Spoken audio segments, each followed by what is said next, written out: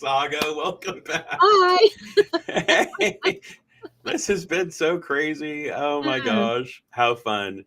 It is. But but we're back. This is gonna be a thing, and I'm loving it. Gotta invite that energy in, and don't fight it. Just Chaos. go with the Absolute flow. chaos. Maybe there's some like Lokian energy in here. Absolutely, and I'm here for it. I'm not gonna fight it.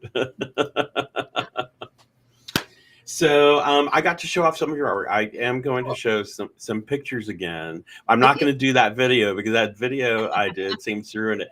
But I'll tell you where I have the pictures placed. So I have the Wild Hunt, and this is just a portion of it, and it's stunning. It's a beautiful piece.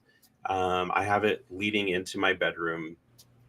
Um, there, as I feel like my bedroom is a sanctuary. It's a safe space for me, and I really feel like the essence of the um, don't move, in kind of a way, like you know, there are parts of that there are a haven for me, and I wanted that energy shared in that space going in, and then of course. A Runetal coming into my sacred space with where I do my work, and then having Oh, Bragi in my studio. oh. So I have a feeling something's happening when I'm showing pictures. That's making everything freak out. So I'm not going to show pictures or video anymore. It's taking up too much bandwidth. It's killing everything. So I'm gonna so Saga. So whenever I am showing pictures or video, it's messing things up. So I'm not gonna do that. I have a small one of that one, if that helps. Yes, Yeah. absolutely. Okay. Hang on 1 second. Okay.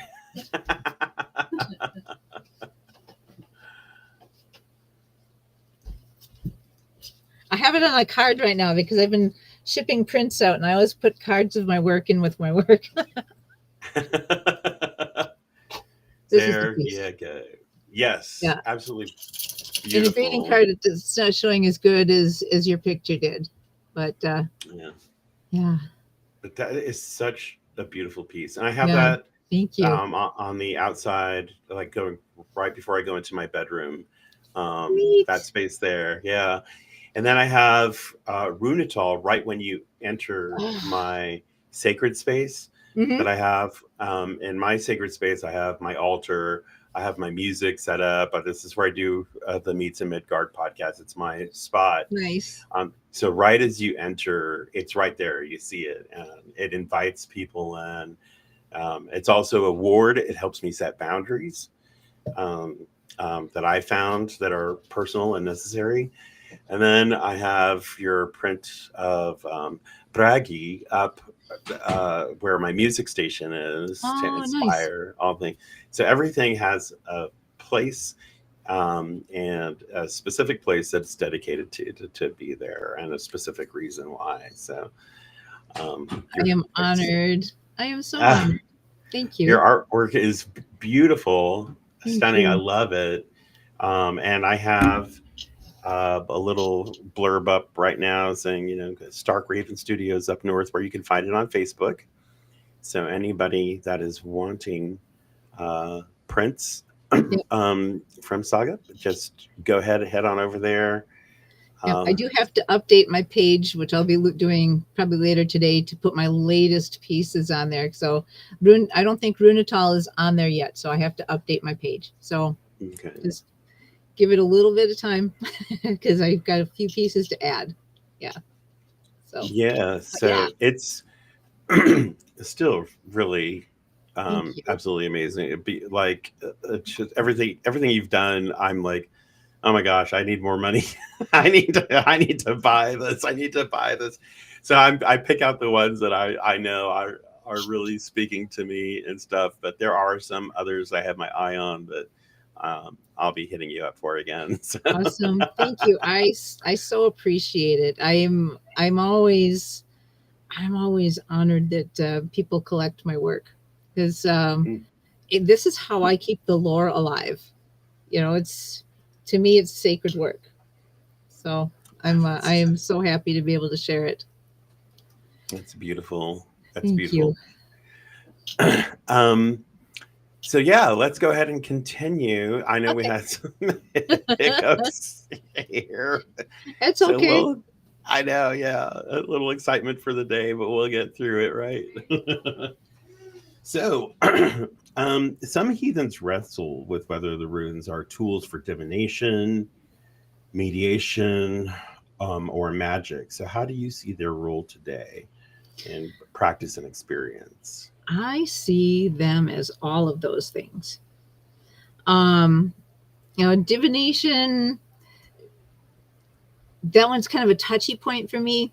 I spent a little bit of time as a telephone psychic, and I was a rune reader in that, and it kind of broke me for that kind of divination, because I felt, for my part, it was very predatory, because it's like, in the realm of divination, there's places that make me uncomfortable. So, but a lot of people will find they're a really good divinatory tool, because they're very direct. If you're using them as a divination tool, they are very, very, very direct. Mm-hmm. My own personal uses, I use them as a meditation tool. I use them for magic. I use them for healing. I use them, use is probably the wrong word. I work with them, because, like, to me, they are sentient beings. So I try to explain that to people without it being creepy. That, sometimes I see these tools as more than tools. They're also friends. In their most mundane sense, oh yeah, you can use them for just divination. Oh yeah, you can draw up, bind runes to do a magical working. Yes, you can, use them very simply. It's like, I need Lagus for healing. I need Uru's strength for healing, very, very basic stuff. Or you can take it a lot deeper and work with the runes themselves, as you become the essence of Lagus in a healing. You flow through yourself as if you're trying to heal them. You envision whoever you're working with. You flow through that. You become the rune. You become that force of Uruz, the primal survival strength. You become this. So it is magic. It is healing. It is divination. And just like using them for just a written language to traveling the whole universe, there's that entire spectrum that this tool can be. It can be a tool. It can be a friend. It can be a mentor. It can be a curse. Depending on where you are on your journey, how you're using it, time by time by time. So, yeah, it can be all of those things: divination, magic, healing, and you can use them all at the same time. Yeah. And I mean, it just speaks to the scope of and the depth that and the range that they have, I've got kind of a fun example of a healing system I've been working on that uses the runes for a magical and healing type of application. Now, as most pagan practitioners are, you fling the cat into a crowd, you're going to hit a Reiki master. Yeah. Reiki masters abound, and I am one of many. But for me, just like with Wicca, it wasn't enough. It wasn't enough. Now, here's where that delightful Aiwa's rune comes in. I see that as a staff within a magical working, within a healing working that represents both the person I'm working on, whether it's myself or somebody else, as well as the tree that lives within, that spine that lives within all of us, the tree within. Now, in Reiki, there are chakra points. As a Nordic practitioner, I use wheels, which they're wheels that are these energy centers. What I will do in a healing practice is I will draw runes for each one of those wheels and live that rune through that particular area. Sometimes I dance it. I call it dancing the wheels, where I am very kinetic in my runic magic, in my runic healings. So if I'm doing a healing for someone, I'll start at like the root of all being, which is be like the root chakra. Say I pull an Uru's rune. Man, there's some real powerful creative energy there in that root of all being that is a fuel for all of those energy centers going up. So for each and every one of those energy centers, I'll pull a rune, I'll dance it into being, I'll feel it. And I'm pretending I am that person. I am pretending that I am the embodiment of what needs to be healed. And so it becomes a really very visceral process to work this kind of healing magic that takes it beyond, here, let's slap a Laguz on that and call it a day. Right, yeah. So, the sacred and the profane, or the magical and the mundane. Yeah, I mean, it's I'm kind of intense.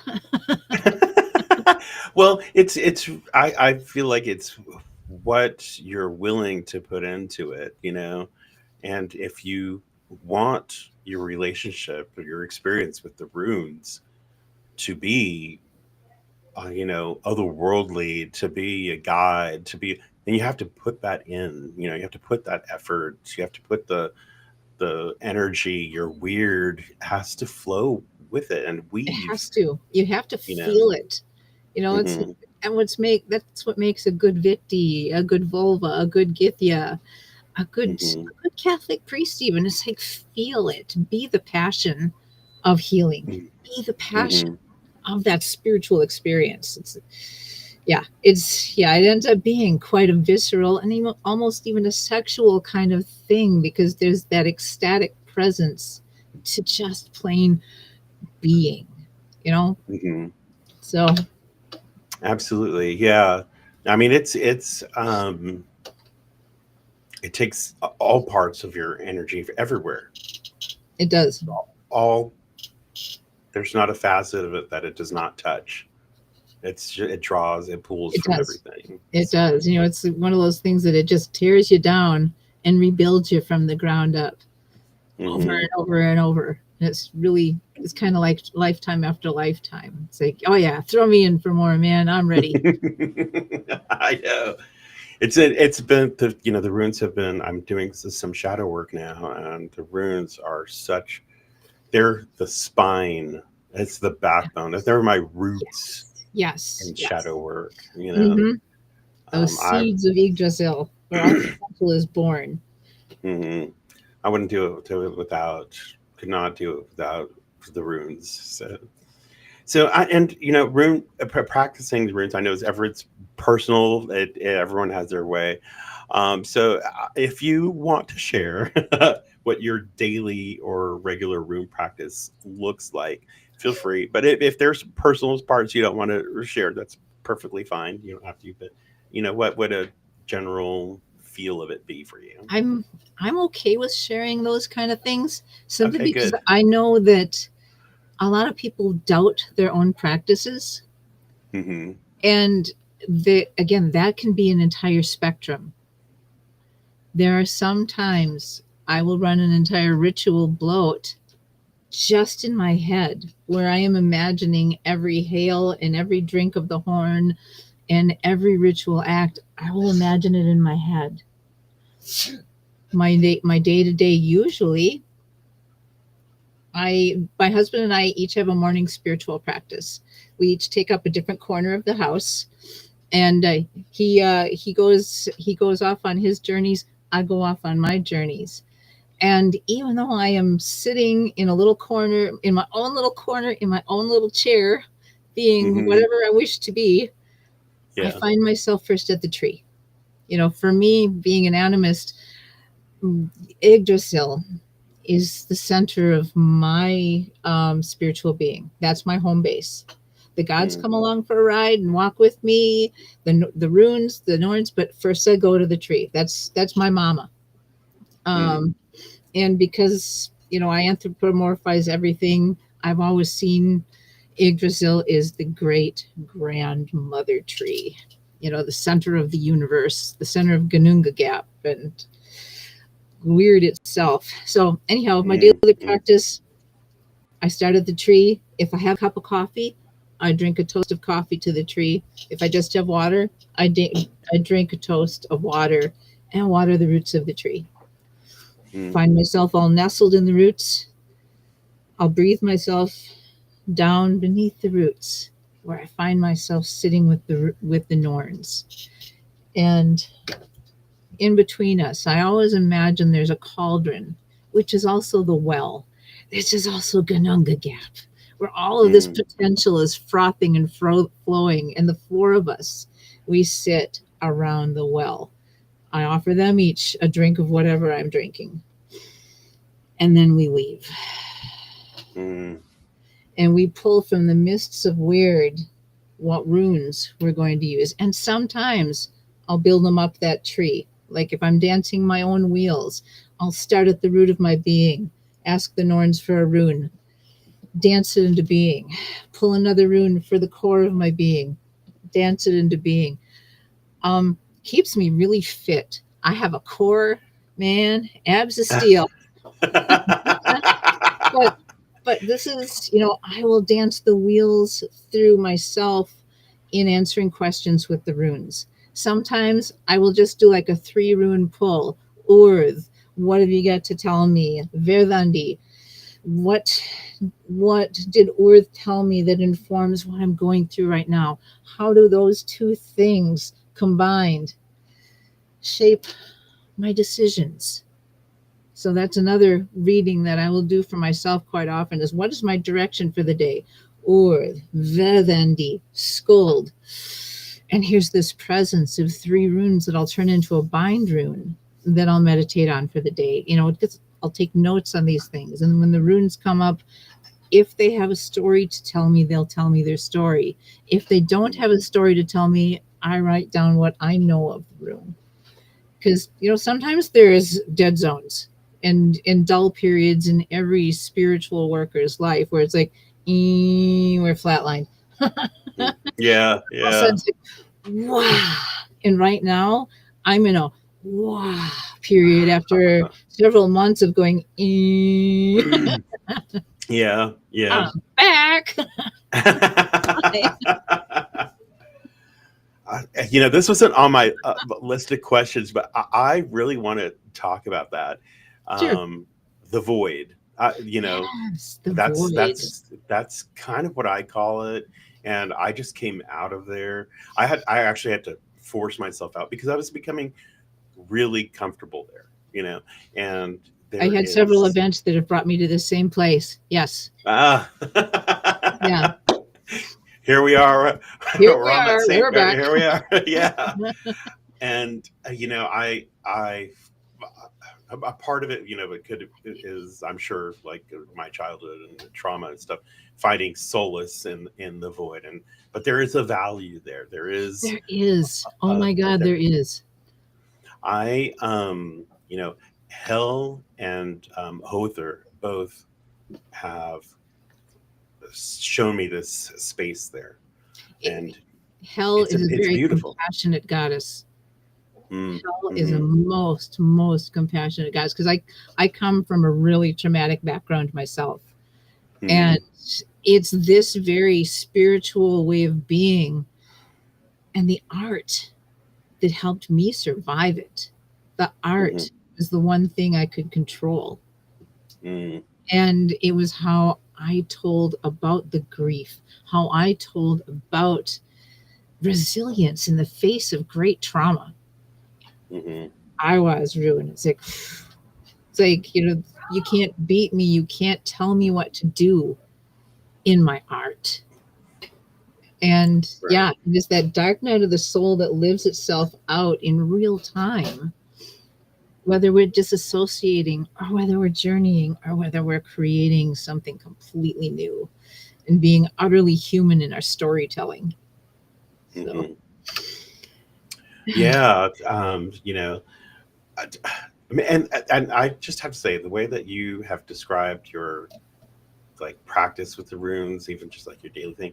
Oh my gosh, it inspires me. Mine good. is different. Mine is different because it's mine.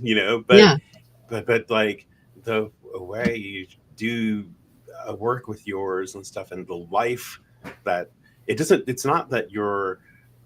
It's reciprocal. It's Gabo. It's it is your. Gable. It's like this is how the gods be.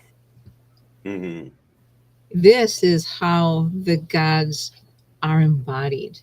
These Mhm. wonderful living ghosts. It's like Yeah. one of a meditation I used to use all the time when I was driving to work is because I used to have like a half hour drive to work. I managed photo labs for like 20 some years while building the art career, and so I've always worked a lot.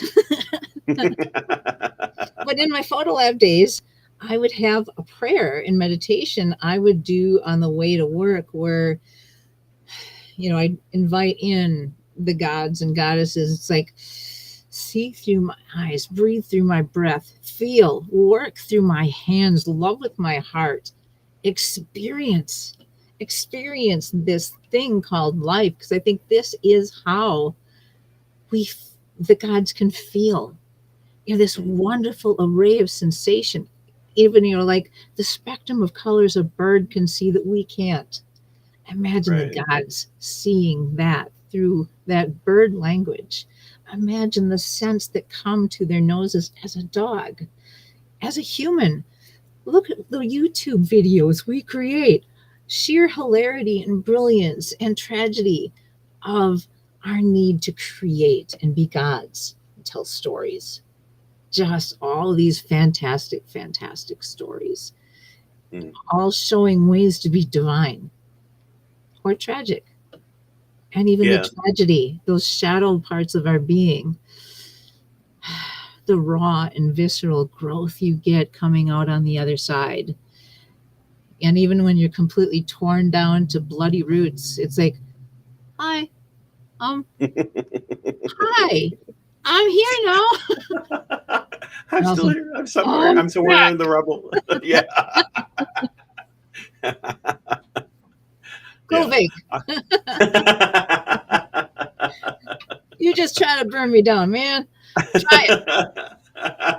I know, right? I'll tell you where to put it.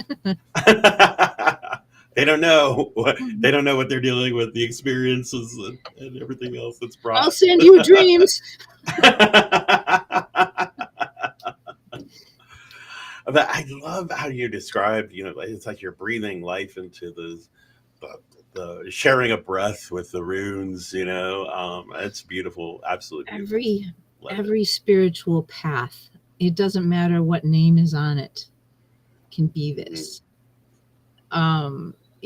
Every spiritual path can be this. Even being an atheist fully immersed in a world of material can give you, in essence, a spiritual experience. So yeah, it's cool. Mhm. It's just cool. Oh, man. So, how do you approach teaching or guiding others who are brand new to rune work? I When people express an interest in the runes, I like in the beginning of our discussion, I do lay it out as like there is the mundane way. Yes, they're just letters. And in the beginnings, let's take one or two at a time. Let's draw them. Let's write about them. Let's look up their meanings from several different sources. And then let's think about it. What does it tell you? What do you feel from this rune based on what you already know? What do you know about this rune based on your imagination? Now combine the two. How does imagination mesh with the lore you're learning? Now hang on to that for a minute. In a few months' time, come back to it. How do you understand that rune now? And with each rune, take it like that, learn it, study it. When it gets to be boring or too much or overwhelming, put it to the side for a bit, come back to it, and you'll see it in a new way again. And every time you come back to the runes, you're going to see more. You're going to see them different. They're going to become more alive for you. And study lots of different sources, not just one.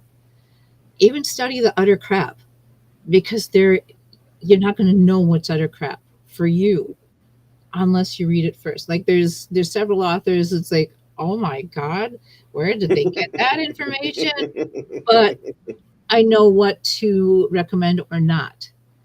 Mhm. And so when I teach runes to someone or I'm introducing them, very much like the classes I was teaching, I'll introduce two at a time, and I'll use a lot of examples like Fehu, the rune Fehu. It's the very first rune in the Elder Futhark, and it's this flame, but it's also the concept of wealth.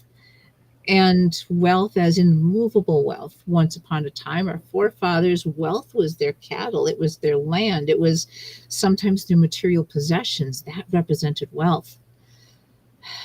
But there's other ways of being wise and wealthy. There's a wealth of spirit. There's the wealth of compassion. There's the wealth of being able to relate to other people. And that too is a movable wealth. Being able to see your fellow travelers as unique and equal, that's big wealth. So I will explain different ways of seeing the same rune. Urus, there's this primal strength, the aurochs, the pawing of the earth. You can smell the steam bellowing from his nostrils as he paws the ground. You can feel the cold, hard earth. And you can also feel the sheer survival skills from this ancient bovine trying to eke out an existence on the steppes of the north. And it's creating grooves in the earth. It's creating food for itself by digging up. It is resilient. It is strong in this primal force. So you look at what is in Urus in the representation of this ox. Now you take each rune in its turn. Thurisaz, it's thunder, it's a thorn, it is a plow in the field. And, relaying what each one of these runes in their most simplistic form represents. Wealth, a cow, a thunderstorm, divine breath, spiritual travel and journeys, the torch of knowledge that is also a sword. Wunyo, Gebu, and reciprocity, Hagalaz, that hailstorm, Nauthies, the need fire, Isa, all of these runes at their very most basic. And then just look at them again. Wealth, internal wealth, wealth of possessions, wealth of love, wealth of your community, the things that aren't so much physically tangible, but emotionally tangible. These things are wealth. Urus, there's that creative spark, that survival instinct that you don't see on the outside so much, but on the inside, it's that fire that's like, oh, here I am. Yeah. It's just, it keeps going around. And it's like the spiral dance. Every time you come around stronger. You come around higher. You have reached just another skosh of evolution and understanding when all of a sudden now the runes are talking to you. Or it's good acid. Yeah. I'm very visual, so I'm like, I like in my brain, I'm seeing I can't help but live all these things in my mind as all the flailing of arms, and I'm very kinetic. It's just how I roll. I love it. I love it. I'm feeding off of it. Wow, that's like, This is one of those, I always say when I do these things that I have to go back and watch them because I'm not taking notes immediately, but there's so much I'm learning from this. I'm so much from this. I'm just going to like have to go back, soak it in, take the time and do it. But oh man, this is just beautiful. I'm Absolutely having a very beautiful. good time. I love it. I love it. So Oh, again, you've been doing this for a while now. oh yeah, yeah. You got your journey, you got that under your belt. So, have you noticed changes in how the runes feel to you as you've grown in your own healing path, and where you draw your art and inspiration from? Yeah. They started when the runes first came into my direct awareness, there was an intimidation factor to me. It's almost like, ooh, who are these aliens? It's like the Mm. tall people that you can feel in the woods. You know they're there. You can't see them, but you know they're there. And at first the runes were intimidating. And in my early days where I was doing divination for people, they seemed downright harsh because they're so blunt. And it's like I see something and it's like, whoop, there it is. And it's like, I can't tell them that. Oh my God. So it's like, how do I soften the blow of this? It's like these tarot cards you can make pretty lies, Right. Yeah. Yeah. if you don't runes at all, it's like Merc. I just think I know, it's like lying isn't my strong point. So it's like it's why I'm not a telephone psychic anymore. It's like the pressure. Oh my God, the pressure. I can imagine. My gosh. But They want like you to sugarcoat everything. yeah, it's like going from them being this intimidating spectral thing that has all of the weird knowledge, all of it just out of my reach, to actually sitting down with coffee in my corner with one of the runes and having a conversation. I mean, these are two really opposite extremes where, one hand I've got intimidation, to the other hand, I'm having full out discussion with a runic entity. And it's like, so yeah, there's been this wonderful evolution of understanding, and it has opened doorways to the understanding of other worlds, of other peoples, even in my walk-a-day life. It's almost like a psychological experiment. I'm an armchair psychologist. I'm an armchair anthropologist. Through learning with the runes, it helps me understand neurodivergence in us humans as being more normal than the neurotypical that is so damaging to creatives, so stifling. They don't know what they're missing, really. This madness is divine. I know. I'm always like, you guys It's are like, missing man, out on don't you this guys ride. think past 2 and 2?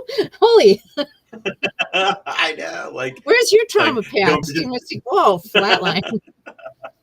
I know. Why hasn't your trauma made you creative? Yeah, it's like, what the hell? This is supposed to make you a critical thinker.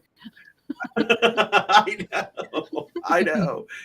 They Empathetic, were not drinking compassionate. the Kool-Aid. That is such a beautiful evolution of how it comes, but it also speaks as you as a person, like empathy and compassion are a part of you, and so And that the runes teach it the too. oh yeah, Mm-hmm. absolutely. Like you said at the beginning, they seemed harsh up front, Yeah, but it's like getting to know a person as well. it is. It really is. It's like There's it's more and more facets are unlayered.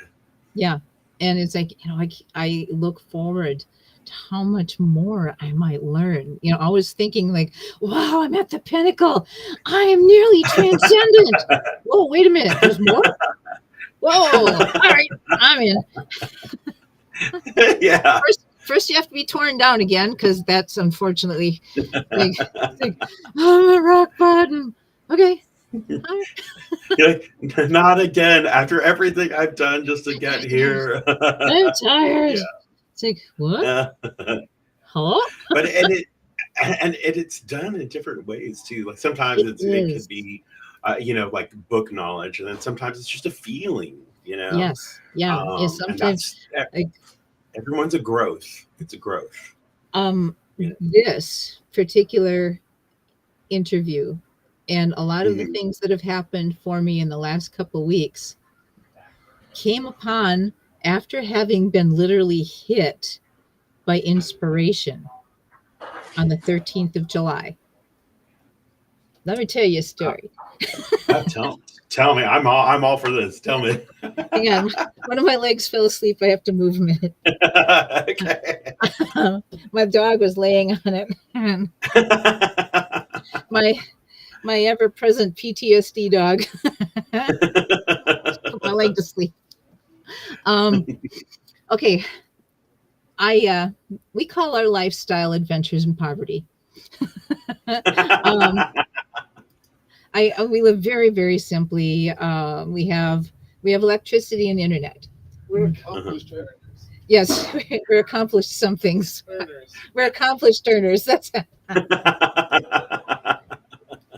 you would love Dan. He's Dan's hysterical. Anyhow, I'll interview him next. yeah, he's on a Hindu path. It's really interesting in this house. That's awesome. That's so awesome. But He's anyhow, also a complete dork. So he's also a complete dork. Yes. I think he's enjoying having an afternoon all to himself, which is a rarity. Anyhow, it's 2:30 in the morning, and I'm feeling right on my third eye, drip, drip, drip, drip. I say, oh fuck. We were having a really, really hard rainstorm, and because adventures in poverty, not everything gets fixed in a timely manner. Right. So I'm thinking, great. And Dan is sound asleep. The dogs are oblivious to the fact that they're having a storm, which is rare. It's like it was one of those rare outside of time moments where everything was silent but the rain and this drip, drip, drip. And then now I have in my corner a little cabinet that my main bag of runes sit or hangs. There's two sets of acorn runes. One is Olam, one is Elder Futhark, and then the set of runes that I made. And they're all in this bag. It hits me right in the center of my forehead. It is soaking wet and sodden. Just gushy, sodden runes. And I'm thinking, lovely. And still, Dan never wakes up through this. The dogs are completely silent. It's like all time has stopped, and it's like, what the hell? So I'm thinking, well, I'm not going to, there's nothing I can do about the leaky roof now. It only leaks on my side of the bed. So it's like, Dan's going to be fine. I grabbed my blankie, my pillow, curled up on a dog bed, and Right. went back to sleep. And, I was telling Dan about it, and he says, wow, it sounds like you were hit by inspiration.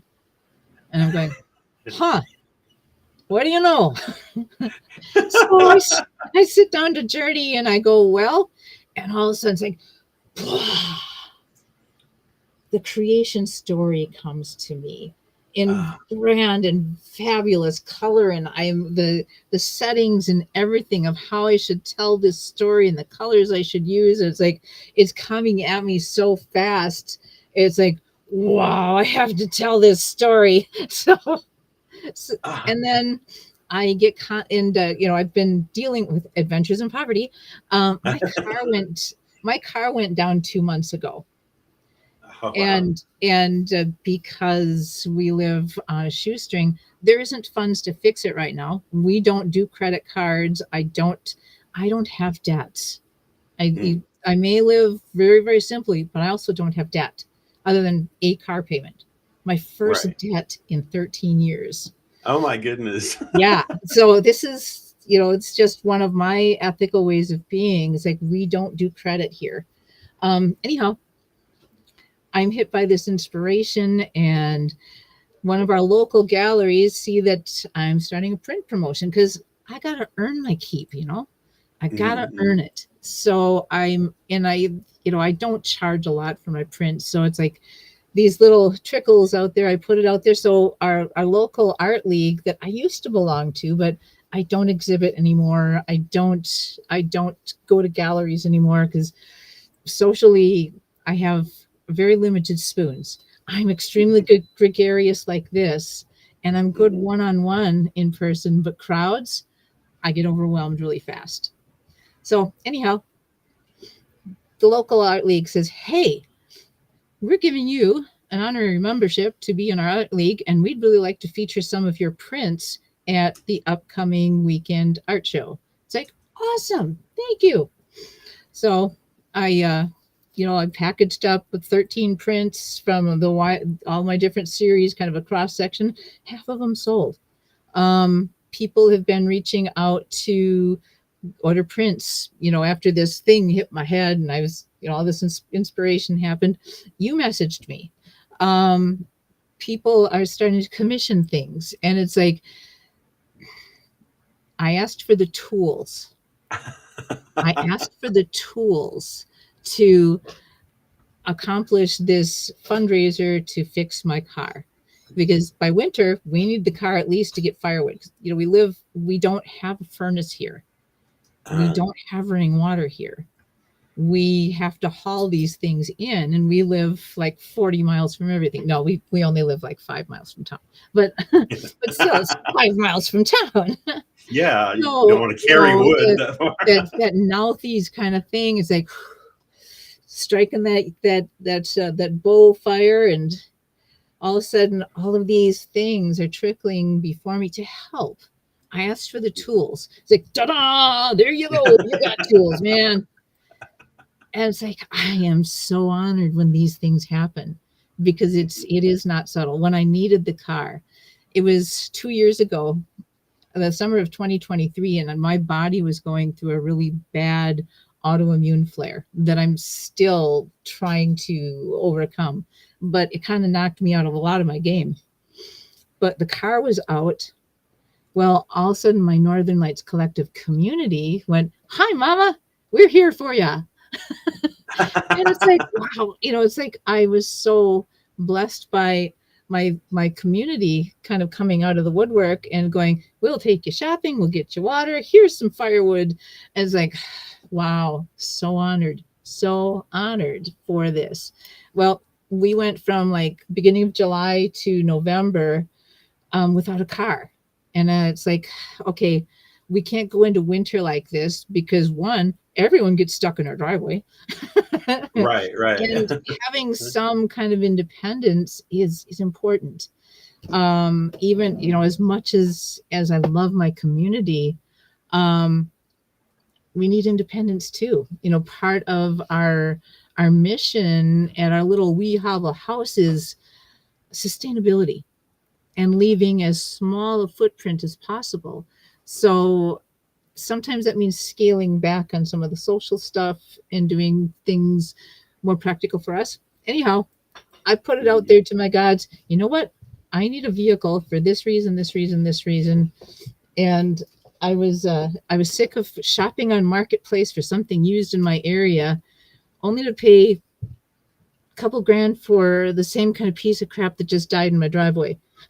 Right. I'm in my 60s. I don't want to buy another project. I really don't. I am sick of having those kind of projects. So anyhow, I on a whim, on a Wednesday night, because Wednesdays and Odin and all that good stuff, and it's like, all right, fine. I'm going to shop my local car dealership, because we've got a local used car dealership, and it's like, yuck. And as I'm scrolling, looking at their inventory on the budget lot, because Adventures in Poverty, yeah, everything on the budget lot is under $9,000. So Yeah. all of a sudden, in the midst of my scrolling, ping, here's an ivory PT Cruiser. I was like, that's pretty. It's like 2006 PT Cruiser. It's got 52,000 original miles and not an ounce of rust on it. It's like, oh, and now I haven't applied for credit in over 10 years. So I don't even have a credit rating anymore because I don't have credit cards. I don't have loans, nothing. And I'm thinking, man, I am not going to even qualify for this. But I put in my loan app. And in the morning, I called the dealership and I said, I want to test drive that car. And he says, that car isn't even listed yet. Like, What? really? I says, well, I want to test drive that car. He says, I'm sorry, it's over at the mechanics right now. And it just happened to be my mechanic. So I call my mechanic and we go, hey, we're interested in that car that you're working on right now, because they were doing the safety checks and the once over before it has actually put out on the floor. And we said, we're looking at that car. And they say, oh, yeah, green light, definitely put in an app. So I put in and the dealership said, all right, we'll put an app through our credit union. And they go, oh, too bad. So sad. It didn't go through. Why don't you try yours? Ho hum. It's like, okay, can we test drive the car on the way there? And they said, sure. So hopped in the PT Cruiser, went to our credit union over the state line into Wisconsin. And my credit union now, it's like, I don't get out in public very often. So this was really, really weird. We walk in the credit union and we say, hey, we'd like to talk to a loan officer. Loan officer peeks out of her office and goes, Saga. And I don't know this person. Come on in. It's like, wow, this is fucking surreal. So we're sitting there and, we're basing everything off of my income because I'm, as a disabled person, I have a UBI, basically. Right. Yeah. And everything goes through our credit union. They have nearly 20 years of every financial transaction we have ever done. And they know what we can do. And it's like, oh, yeah, approved. There you go. Wow. So we go back to the dealership to start filling out the paperwork. And it's like, yeah, we'll have it ready later. We go to pick it up. Oh, by the way, we're putting all new tires on and fixing the brakes. Oh, my goodness. So I saw the car on Wednesday night. By Friday noon, we're driving it home. Wow. I was like, damn. And it's one of those things like in my journey, I the gods have a sense of humor. And a lot of times all I'll get is, you had but to ask. And I was like, oh.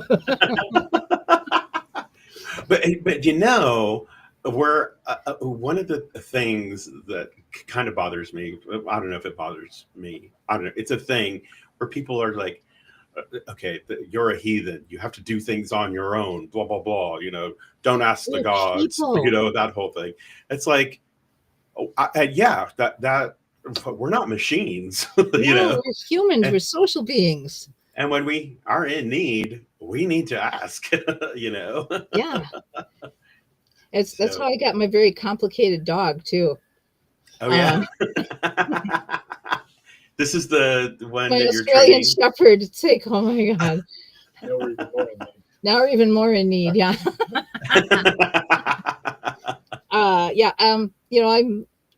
I get dog crushes. I just do. And I knew I was getting the messages, at least in my heart, that it was time for a second dog. My last Aussie had passed several years ago, and it's time. It's like, okay, Frigga, this is what I need. I'm looking for a service dog to help me with my mobility. I need a PTSD dog. I need this. I need to fit all of these buttons. And so again, I haunt like Marketplace and the lost and founds and the dog shelters and everything. And Mhm. there's this one particular pet site, and I said, I'll know her when I see her. I'll know the dog when I see it. And all of a sudden it's like, oh, that's the one. That's the one. That's the dog. So, so I messaged the owner and say, hey, I'm interested in this dog, blah, blah, blah, blah, blah. And she says, fantastic. We just dropped the price. It's like, wow. It's like $1,300. It's like, Oh my gosh. it's like, my bad. Terribly sorry, dog crush. Never mind. It's like, thank you very much. I really appreciate your time. I fell in love with her. I'm looking for my next service dog candidate. I struggle with, MS and fibro and, psychological things. And so, yeah, I'm looking for my next service dog candidate. But yeah, that is way out of my price range. Thank you. But yeah, I got to pass. 2 weeks later, she messages me, hey, we think you're the best fit for our dog. We dropped the price to $650. I said, oh, lovely. Thank you. Fantastic. That's half of my monthly income. Terribly sorry. My bad, dog crush. I just can't. She says, we'll work something out. And I says, well, first off, the dog has to get along with my border collie.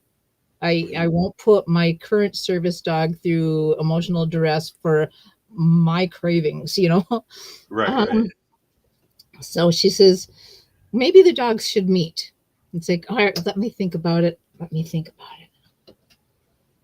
So a couple days later, I'm going, okay, let's at least have the dogs meet. But first, before I even say, yes, let's meet, I got to know how much, because if I can't afford to fall in love with this dog if I can't afford to adopt her. And she says, oh, no, you don't understand.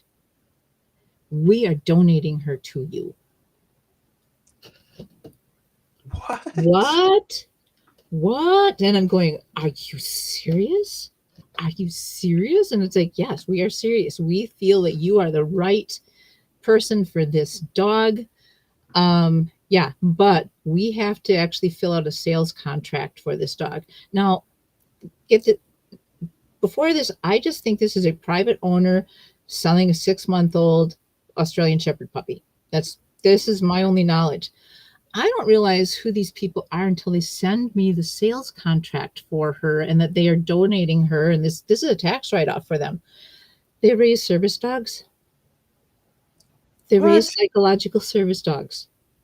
Are you serious? Serious. I did not know this until I started filling out the contract, and I was like, oh my God. This dog was going to be one of their breeding females. Now, unfortunately, sometimes you get what you pay for. Because even though this dog was a really good fit with my border collie and everything else, she is really, really high anxiety. And she could not be used for their breeding program because of that. Now, I really appreciate this. I'm kind of a snob when it comes to dog breeding. It's like, you don't breed animals that have psychological problems or physical problems or anything that is going to deteriorate future generations. Mm-hmm. And so it's like, I really appreciated that they had chosen not to breed this dog and to pass her on to someone that could. She's been my greatest teacher. She really has been my greatest teacher in managing PTSD. She's becoming a good mobility dog. But in the PTSD field, this dog is a natural. So like during this entire interview, because I'm a very anxious person, she has stayed at my side the entire time, not making a peep. She has laid next to me this entire time, not making a peep, because she helps keep me calm. And so it's like, yeah, it's like not very subtle. Here you go. Here's your dog. And 3 weeks ago now, getting hit upside the head with my runes. And all of a sudden, I am being brought out of my own dark night of the soul and reemerging to tell the stories again, because that's the message I keep getting is like, stay put, tell the stories. So here I am telling the Oh my stories. That is so amazing. I mean, so one thing cascading to another, and it's just not, It's one of those, I always see this from a word to a word to a deed to a deed. And it's like this, yeah, wow. yes, yes. Wow, that's incredible. I So it's love like that. it's just one of those things that are so bizarrely fantastical. It's like, did that really just happen? Yeah, I was here for it. It happened. It's The like, dog's right wow. here. Yeah, Yeah. here's the dog. There's proof. She's a That is so she's a great. nervous peer. So we've made songs up about her, and it's like Lily, Lily, Lily is a la la la la la. If you make her nervous, then she'll pedal on the spot. That's super cute. My But yeah, God. she has not left my side, and she's still a puppy. So it's like that's pretty Aw, cool. that's So amazing. That's so yeah, cool. I love that. yeah. Oh my gosh, from the car to the dog, Yeah, like the car to the dog to, all of a sudden the art world is reemerging. It's like I collaborated on a book project that I started just the illustrations for in 2023, that is finally at the stage where we can start publishing it. And that too, that came about just since I got hit upside the head with the ruins. And it's like, wow. Yeah. and that is also a thing because I wrote a short story and I wanted to do illustrations for a book, and you're the first person I thought of. I want to Woo! talk to you about that separately on Okay. another thing, and stuff. But I've never done a book before. I don't know how it works. But yeah, I can help.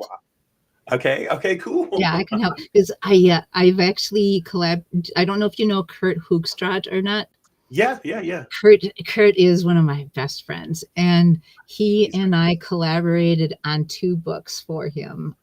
He's got one; they're both available through Amazon. Let There Be Light, and it's all various positivity clips and excerpts from his world. And I had the good fortune of being able to illustrate it and do the editing and the publishing. And then let me grab a copy. This is a shameless plug. Oh. I love it. I love it. Do it.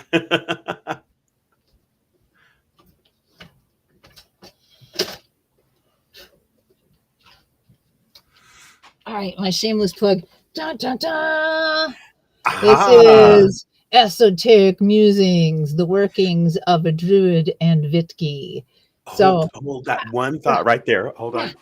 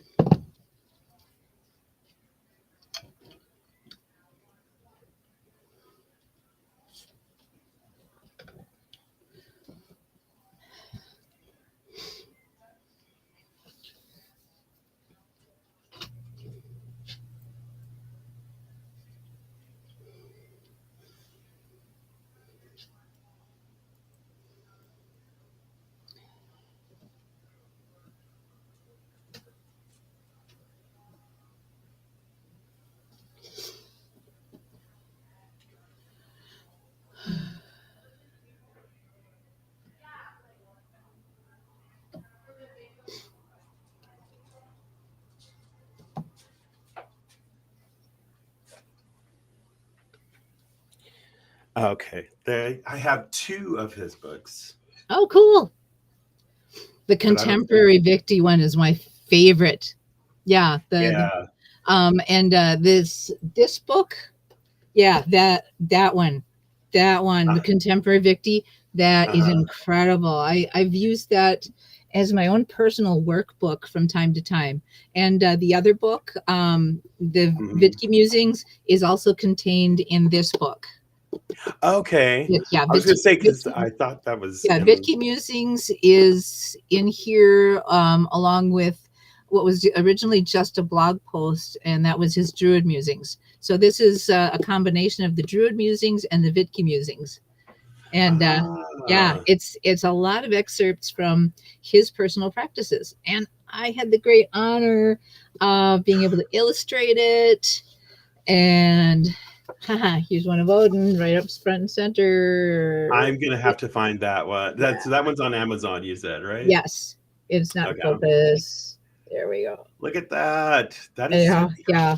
The illustrations in here are black and white, but the originals are all in color, and it's just it was a cool project to work on. So I did put this together for Kurt through Amazon Publishing. The book I'm working on right now, I'm trying to publish it through Lulu.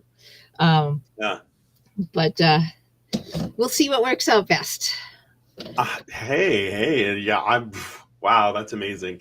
It's so cool because I'm like, all right, I don't know how this works and stuff. I'm gonna reach out to you. I can walk you through it. I'm happy to walk you through it. Okay, cool. Yeah. Well, there we go. There's like more stuff coming your way. It's like networking. Yeah. You know, helping other people get their work going, and this is fantastic. You know, it's such a I love it. Heathen thing, the community, the networking, branching out. It's such a thing. I have been really, really blessed with being at some of the cutting edge of the bigger kindreds that have come to pass. But before I couldn't travel as much, I used to go to like the Midwest Heathen Gathering or the Superior Heathen Gathering. I never made it to Trothmoot, but for a few years running, I made it to some of the other big heathen gatherings where several different kindreds came together. And, you know, the bonds you create with these people is just something that sticks with you forever. You know, I still communicate with a lot of the people that I met at these events. Even though I haven't seen them in like 15 years, we still communicate together and we share knowledge. And, you know, now in my own small group, I'm watching my young people do the same.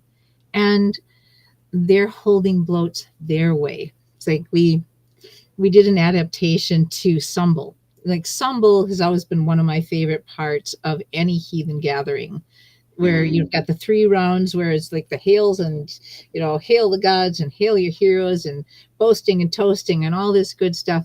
Well, then COVID hit. And the ethics of 1, gathering together, and 2, sharing a horn. I don't know where you guys have been. I know, right? It's like, here. So we adapted our Sumble.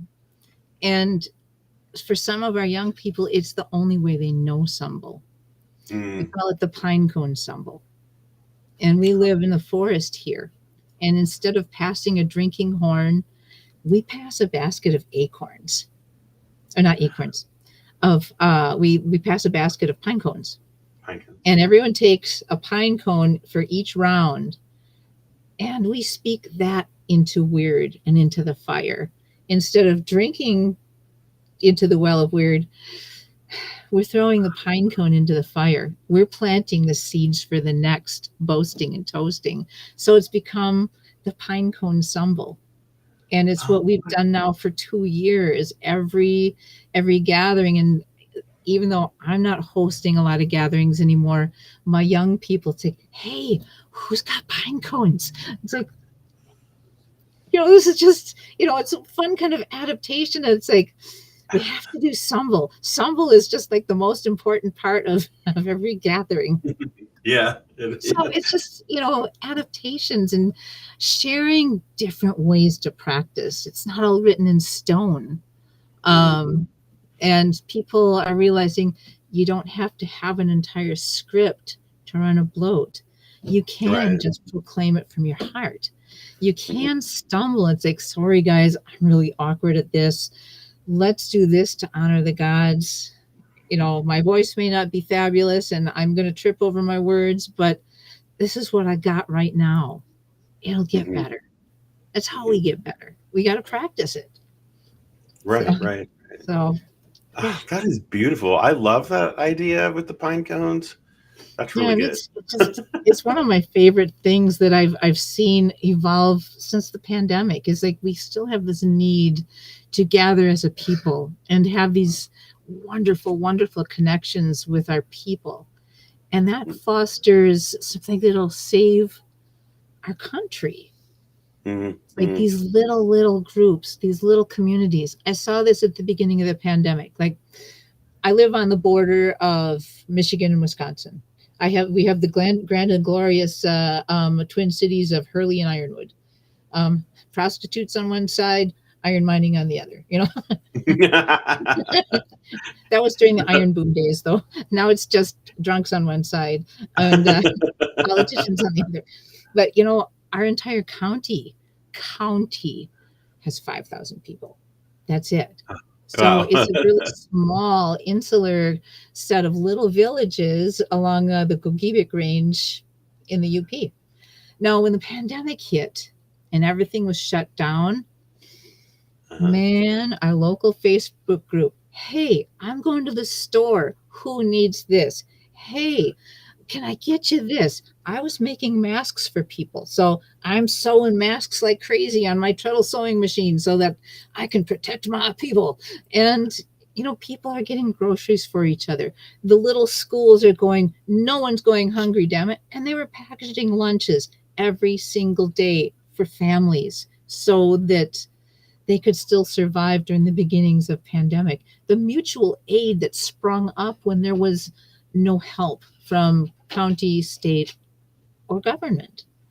Mhm. Mutual aid. And it's like our little kindreds. That's a start. Then let it spread. You know, teach what you know. Let it spread. Let it evolve. Let it change. Mhm. And always, you know, lead how you want to see it.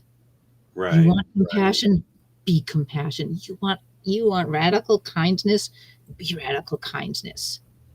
Your people will pick up on that and they will lead with it. So yeah.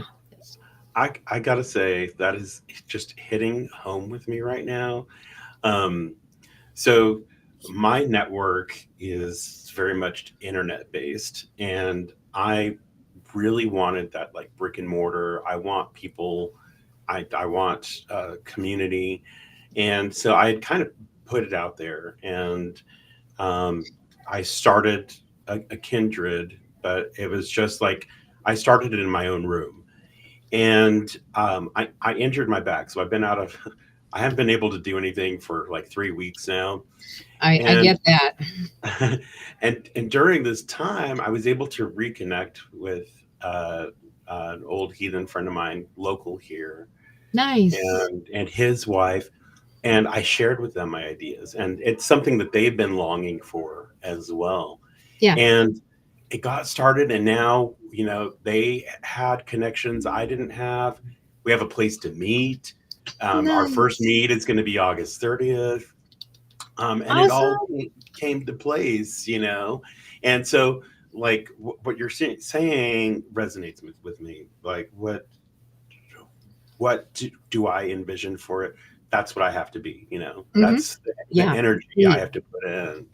So like yeah, when I first that's started my first covenant was like that. It's like I knew next to nothing. mhm, We'll learn together. So we did. We just yeah. And it's like coming forth with what you want to be. It mhm. doesn't matter what your path is. Be the change. Yeah. That's amazing. Oh my gosh. Oh my gosh. I had to hear that today. I had to hear it. I'm so glad. Thank you for sharing that. All the technical difficulties it's like sometimes you just got to work for it, damn it. I know. It was all cumulative to this very point. Da, da, da.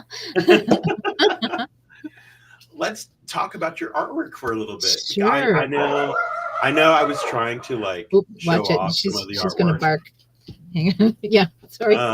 I know. Can you hear my It's dogs barking? yeah, and so my Uh, dog is looking out the window. It's like, where are they? uh, Where are they? Yeah. So, Stark Raven Studios Yeah. out up north. That's where people can find your stuff. Yes. And let's talk about it. So your artwork, I find it's breathtaking, full of life. Oh, thank you. How did the Elder Futhark and your animistic practice influence your creative process? It kind of goes back before I even knew there was an Elder Futhark. Mm. I've always been a deeply spiritual person. Even when I was a really, really little kid, I knew I had stories to tell, Mm-hmm. and I was going to tell them my way.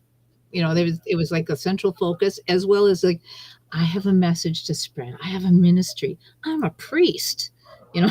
I'm a priest. I'm a scientist. I'm an artist. I got all this shit to share. And so it also became my sanctuary, because I come from a really, really horribly abusive background. So that art, this spiritual place, took me into the void. And in the void, in between the worlds, here I am. Ladies. I know I love you very much. Mwah. Mwah. She's beautiful. She's beautiful. She's my baby. Mwah. Yeah. A little high strung. Aren't we all, though, nowadays? I'm not at all. Yeah, I've always been wound a little tight. But yeah, it's like when I, travel along, I'm illustrating every kind of concept that comes to my brain. Most of the time there was dragons and fairies and visceral things in it. And then I find paganism. First when I moved to the UP, and it's like, it was kind of like when the runes hit me upside the head. Oh my God, the creative things that started happening to me. And, it was the first time I was away from a really abusive family. And I found myself in the forest, and the house that we were renting came with 2 dogs. And it's been a theme through the rest of my life, is having a pair of dogs. They're Odin's wolves, So yeah. So this house came with 2 dogs that it's like, I knew nothing about huge dogs. But here they are. It's like, well, take the dogs or they're going to the shelter. It's like, what you going to do? So yeah. So I took to walking these dogs at night, because one, they were big, and one of them, if she saw anything chaseable, she was going to chase it. She outweighed me. And so it's like, so I would walk them through the forest at night because they couldn't see. And it had me seeing goddesses before I knew what goddesses were. This is, just ahead of my discovering paganism and Wicca. And I was seeing myself as this primeval naked goddess wandering through the forests by night with a pack of wolves. And I would see myself as Hecate, and then, draped with these cloaks, and the wolves are coming out of the mist. And then I discovered the runes a couple years later, and then the painting Yggdrasil. The painting Yggdrasil was the start of a 35-year expanse of the Norse lore series. There are hundreds of illustrations to this series. Hundreds. And the Yggdrasil, I don't have a print of it in here with me. The original is in a private collection now, so I just have prints of it. But it sees the grandmother tree in the shape of a woman. And at her feet is Fenris coming up over Freed, coming up over the horizon. And in the ground, these rocks are in the shape of soldiers, the 7 sons of Surt, ready to awaken and join the Ragnarok battle. And all of this is happening as I first discovered the lore. And it led to tons and tons of artwork. my first version of the Norns. I happen to have a print of it here. This is destined for Nebraska, but I've got Freya in her feather cloak at the cauldron, and the Norns spinning and weaving in the foreground. The rune algaes holding up their entire shrine. And, there's lots of other little symbolism in the background. Mm-hmm. And so there's runes within the works. There's runes that inform the works. There's, the whole and background concepts of these runes and the Norns, where all of the potential of weird exist. Mm. And yeah, I keep reimagining ways to tell these stories because it's what I'm driven to do. Taking doggy Mm. out. Thank you. Body. Thank you. Okay. Dan's taking the dogs out. It's been a while, and they've been so good. I know. So good. I know. I usually I keep the meets in Midgard around, like I try to do like an hour and a half, but I'm letting this one just go. If I'm taking up too much of your time, just let me know. I know I'm gonna be done for the day afterwards, but I kind of figured, it's I only schedule like one big thing a day. Okay. So this Social is battery. It's like I got friends. Hey, let's come play. It's like I have an interview today, and I'm going to be done the rest of the weekend. So that's it. But I'll play with my friends next weekend. Righto. I have 3 pieces of yours. I'm sure I'm going to be collecting more. Runital, and then I have the Wild Hunt. Mm-hmm. And what do you have one for the name for the one with Bragi in it? It's just Bragi. It's just Bragi. It's just Bragi. So, and of course, I have deep ties and relationships with Bragi, so that one's very important to me. Yeah. But could you share a story about one of you, like Runital? Like, what was the inspiration? How did that come about, and what do you see in your mind, and how does it translate onto paper? Runital is one of my favorite pieces. It's one of mine too. It was decades in the making, because I had been imagining Odin's coming off of that tree in so many different ways, and I've depicted it in other paintings, but again, it's like all of a sudden when something's just right. You just know it. And there's something about the initiatory essence of Runital, and it is my very most favorite poem within all of the Eddic lore is the Runital, because to me it speaks to my soul of how often I've ended up on that tree, how many evolutions and awakenings there have been just in this lifetime. And I see what a shaman goes through as they're seeking knowledge, the lengths, the madness they'll go to in sacrifice. Odin sacrificed an eye for, he sacrificed one sight for another, so vast, to the universe, to the well of weird. He sacrificed this eye, and all of a sudden it's like, oh my God, here it is. It's all of it. No, he didn't create the runes. They were already there. And all of a sudden he's finding himself in this transcendent place. It's like, oh, wow. And in that instant, he knows everything and nothing. It's that kind of palpable transcendence, samadhi, it's nirvana. It is this divine madness. And so I've tried to depict what I felt so many times of this divine ecstasy. That's the border collie. Ecstasy of falling away from his own entrapment, where self unto self, the ego is dissolved, and it's like, I don't exist anymore. I am part of everything. I'm part of everything. So it wasn't until someone actually commissioned the piece that all of a sudden I saw it. And I always have to see the piece done in my mind's eye for it to be right. And and then it's a case of divine madness where I'll end up with a migraine until I have it down. I have a tattoo from that kind of inspiration. I'll have to tell you what.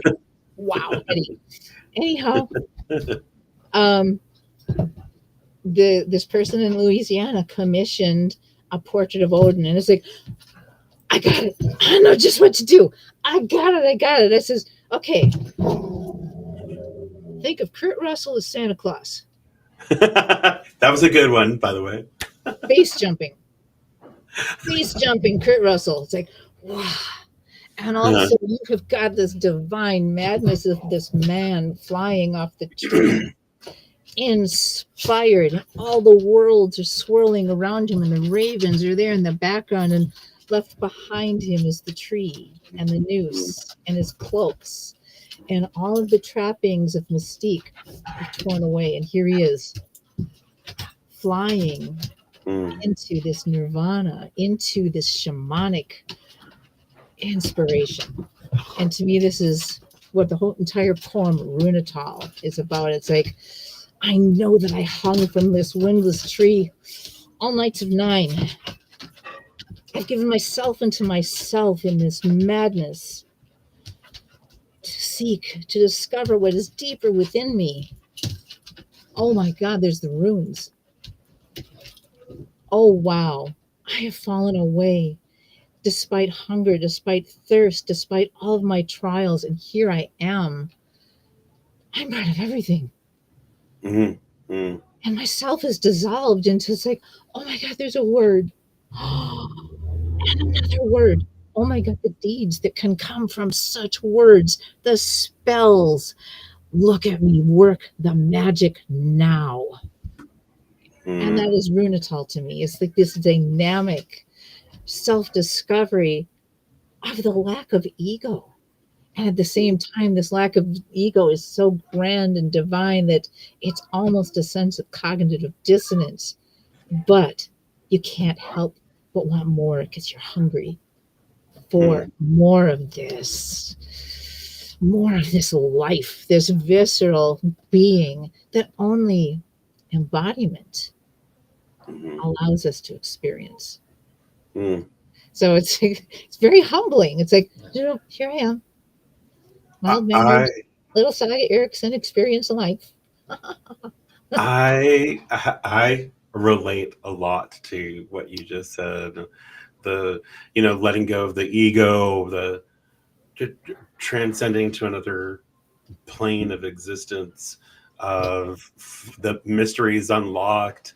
Like in my own practice, when I go into those states of mind and I transcend, it's intent and purpose. And there is this letting go of the ego. The ego cannot exist. It can't. Yeah. It just can't.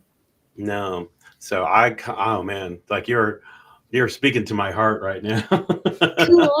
Cool. It's a thing. Well, maybe we'll do another thing, or I'll just talk to you on my own about it and stuff, and we can share stories, because that's amazing. It's right on brand with me. It's like it's my vibe. It's a cornerstone of my practice. So absolutely love that.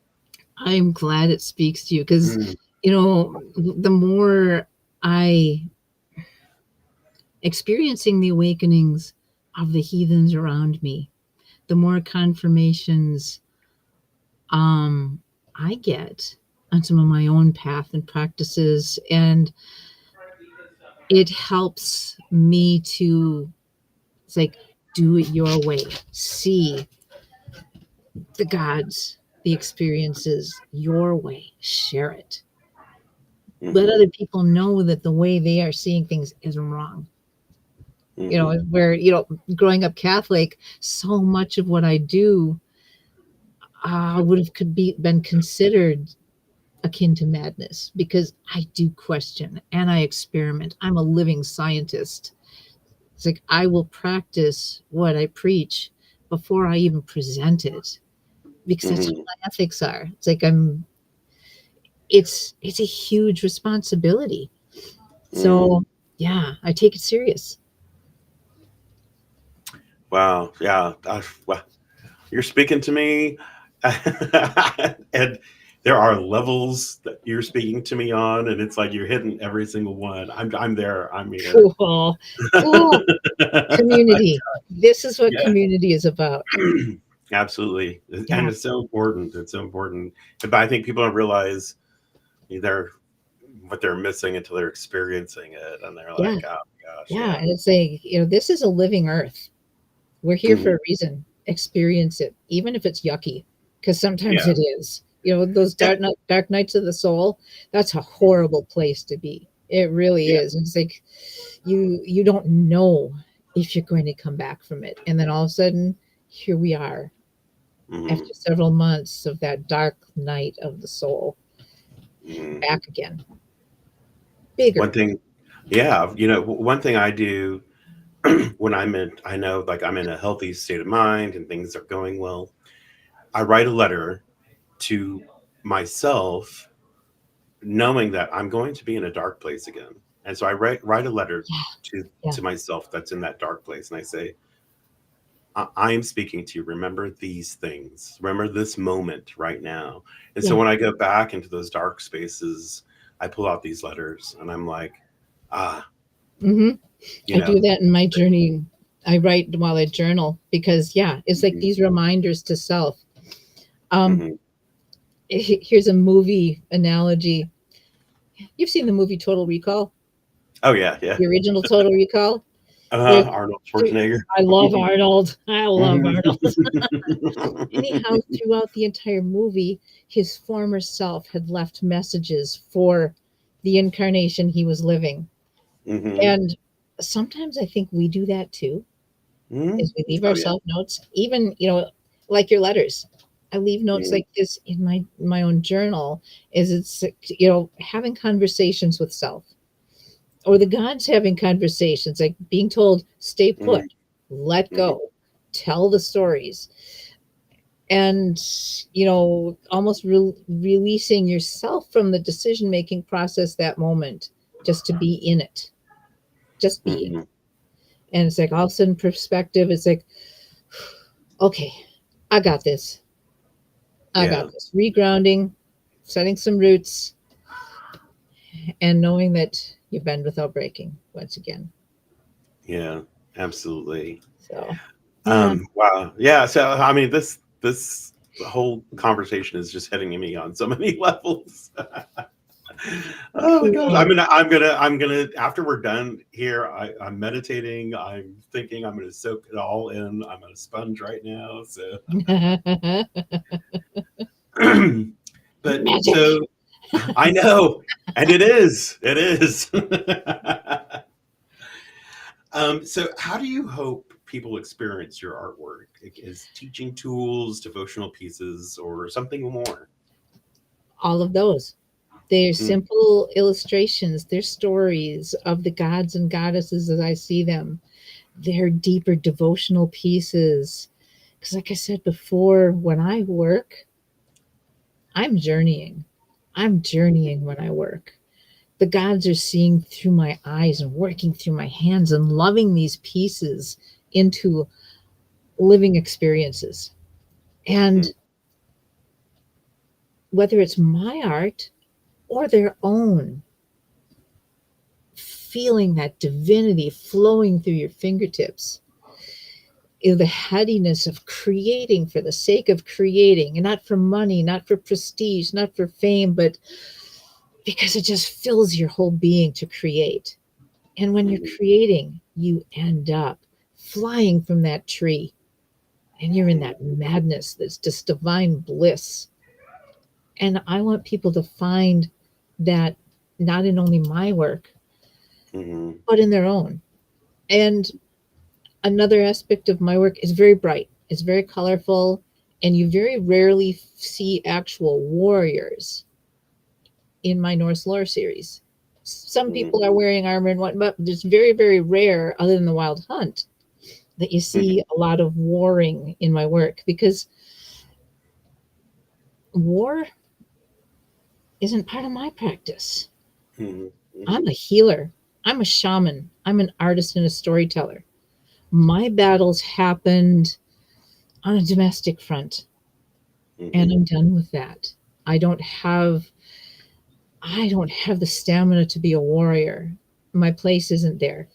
So I don't see the gods and goddesses in a sense of war. I see them in a sense of experiencing now through me, through you, through the dogs, through contemporary things.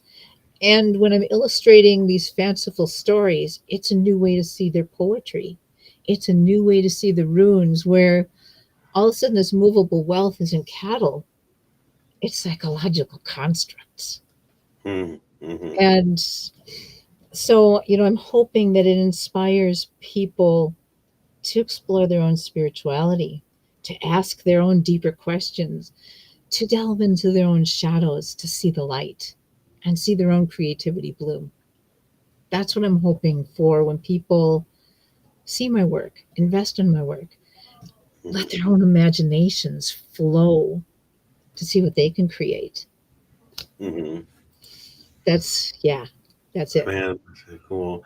I know the pieces I've purchased from you, the prints I've purchased specifically because they speak to me in different ways, different meanings. Like I said, I have Bragi up at my music station when I'm working on music.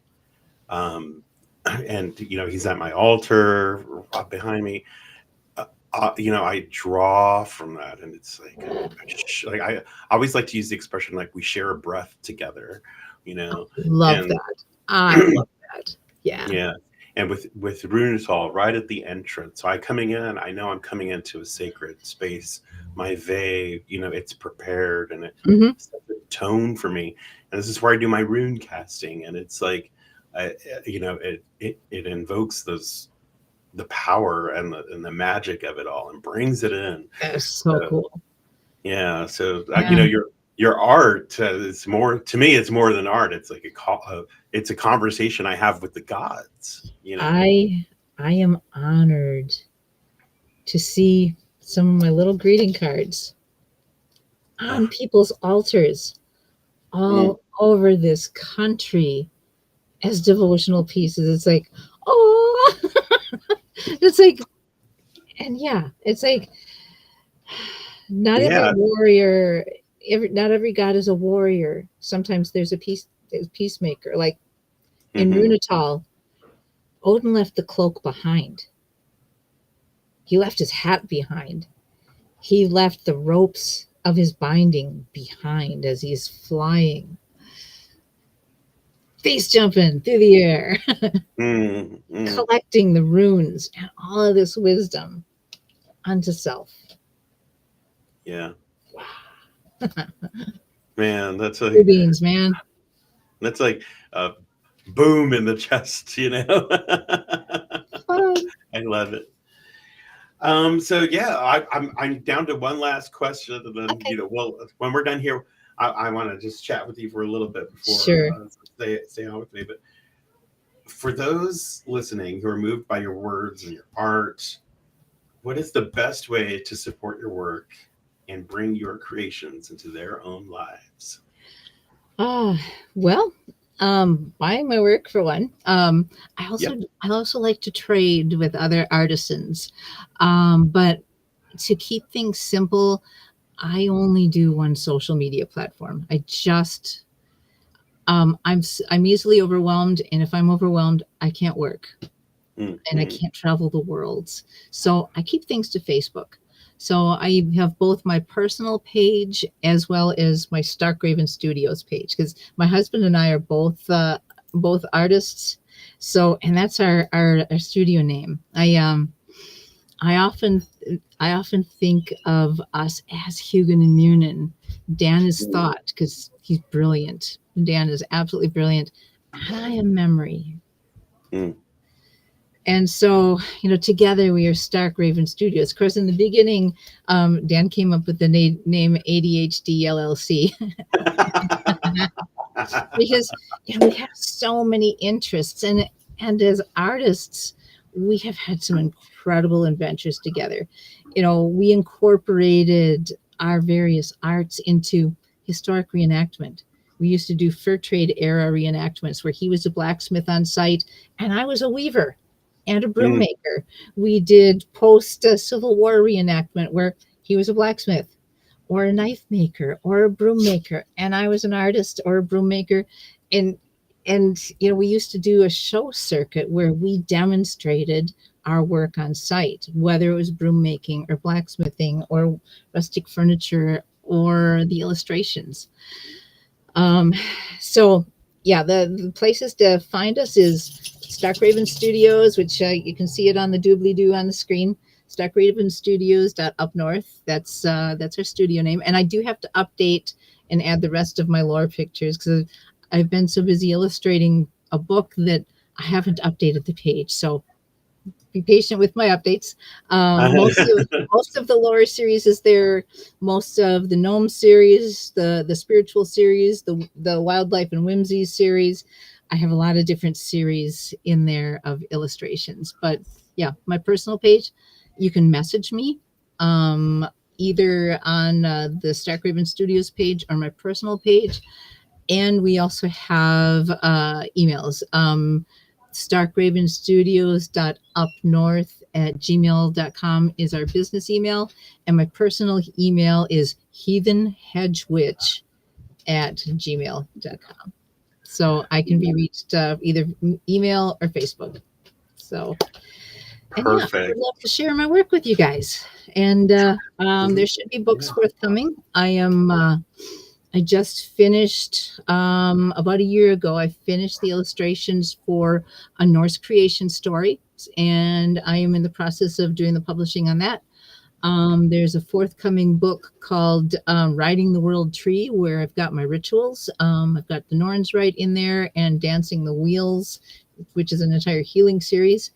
So that's forthcoming, as well as Skeletons in the Closet, which is an illustrated memoir of some of my experiences and dreams and nightmares and whimsy.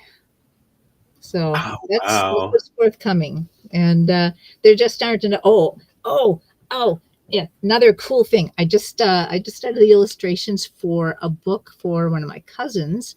We are of Dutch and Swedish ancestry, and she wrote a cute little gnome story from Holland. And if I can, there's my sketchbook. I got to show you my new character development. So just hang on. Yes, absolutely. So I have been developing this Dutch gnome series. They're called kabooters in the Netherlands, but this is one of my characters. Oh, wow. So Oh I've my been, gosh, that's so cool. I've been developing this little gnome-like character wearing a daylily, and she's got bluebells for pantaloons, and yeah, it's just, and the little boys in the series wear Dutchman's breeches flowers for pants, and but yeah, that's going to be part of the gnome series. Da, da, How da. cool. This winter camp, I have an entire series of nothing but gnomes that kind of are a romantic edge to mine and Dan's adventures together. Because yeah, we do this homesteady shit, and so I illustrate it as Oh, gnomes. that's so cool. That is awesome. Oh my Yeah. gosh. I'm in love with that whole idea. Oh my Thank gosh, you. it's so great. So yeah, these are a lot of the things that are percolating on my periphery. And as attention span and energy hits, I accomplish them. I love it so much. And I actually have to take a break for a minute because I have to run to the ladies' room real quick. Okay, yeah, So, feel free. okay, I'll be right back. All right.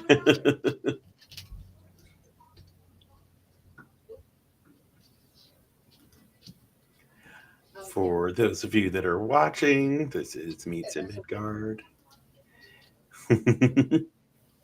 Yeah, it's going to have to wait. It's occupied, and I don't feel like going outside in the rain. Well, that's okay.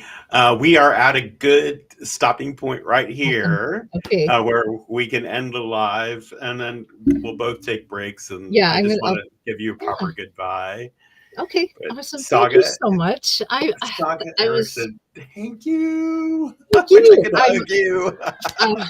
Air hugs. Air hugs.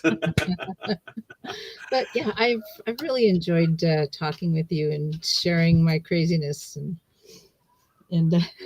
all of a sudden the dogs are going, ooh, it's fun time. I know, right? You get it once. That's all it takes. Thank you, everybody, for tuning in. Meets in Thank you. Midgard, Saga Erickson. You can find her work, her and her husband, Stark Raven Studios.